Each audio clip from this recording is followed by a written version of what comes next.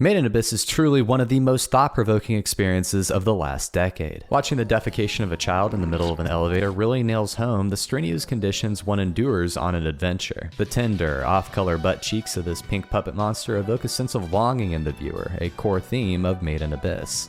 And the consumption of a child's babies in soupified form after undergoing horrific body alterations is an innuendo for...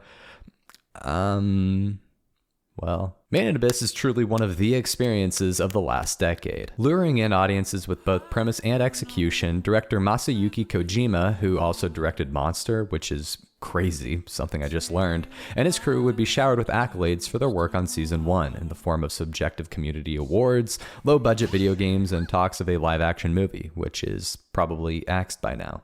How they were planning on translating this to the big screen, I'd love to someday find out.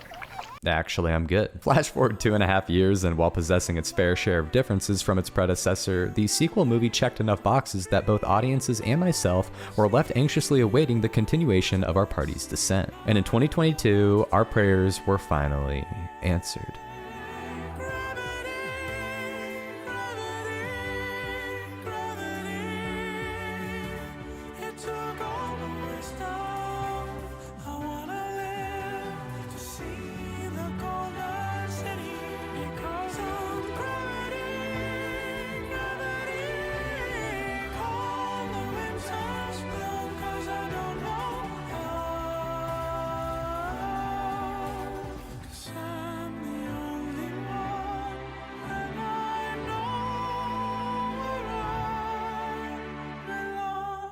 Made in Abyss has always been a tough one for me. On one hand, you show a snippet of the gorgeous visuals accompanied by the masterpiece of a soundtrack to any fan of animation, and they'd immediately be asking what it's from. On the other hand, with the amount of suffering of the child variety, it feels like we're one hard drive leak away from never getting another season, so there you have it. The show is categorically disturbing in any way that you spin it, preventing me from singing its praises to anybody with a shred of respect for me. But this is my video, you clicked it, and that's as much consent as I need. So without further ado, let's get into Season 2. The story picks up right where the movie lets off, with our party waving goodbye to Bone Daddy and descending to the lair known as a White Whistle's Last Dive, the capital of the Unreturned. Marked by ruins of an ancient civilization frozen in time, the gang quickly comes to understand that the danger present here is beyond anything our characters have experienced beforehand, and through an unsettling sequence of events, they're led to the lair's singular place of respite, the village of Iraburu. A place solely inhabited by hollows and devoid of the Abyss's curse, the mysterious origin and nature of such a place is slowly revealed through the shared memories of both our party and a brave group of explorers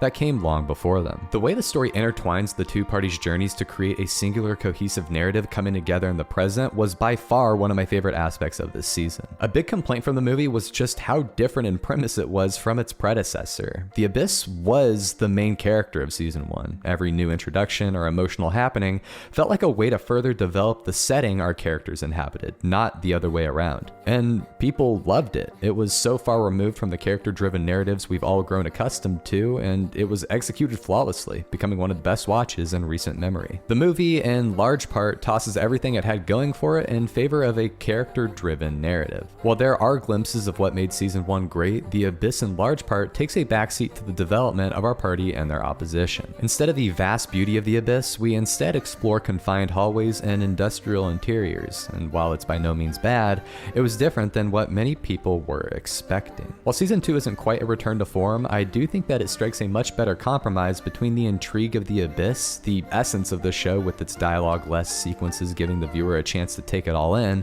and the more focused narrative per layer structure the author wishes to follow. I absolutely love the mirroring of the two parties' journeys throughout the first couple of episodes. While somewhat different, displaying the group's similarities is an efficient way to fabricate an emotional connection with this collection of strangers without spending a whole bunch of time on it. We know all the shit our crew has had to overcome to get to this point, so by proxy you can infer that this crew encountered much of the same. The mystery of the events surrounding the inception of this society only serves to further draw in the viewer, and by the time the floodgates are unleashed and the present is swept up in 150 years of the past, more than enough has been done to make the climax and conclusion all the more impactful. It obviously comes down to personal preference, but I found that the team had a lot more to work with story-wise in Season 2, and it paid off big time. One thing that has been consistent from the very beginning, however, is the music. Oh, sweet heavens, the music. Yuki Kadra in Garden of Sinners, Hiroyuki Sawano in Attack on Titan.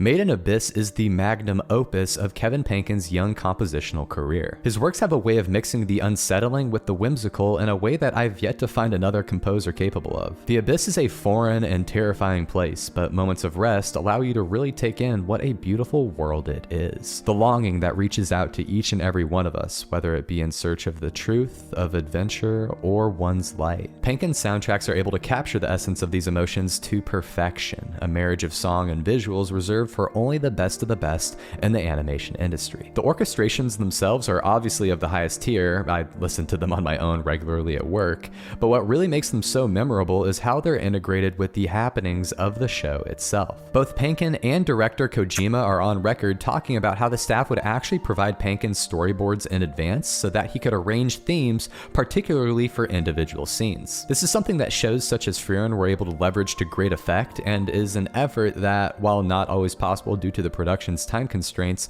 almost always pays off in the long run. From Underground River and Hanezeve Karadhina of Season 1 to Gravity and Old Stories of Season 2, the way that moments are so intricately crafted in Made in Abyss elevates what is great storytelling to sequences that genuinely take your breath away. It's a wonder what Made in Abyss is able to accomplish with its deliberate use of music, and for that alone, I can't recommend it enough.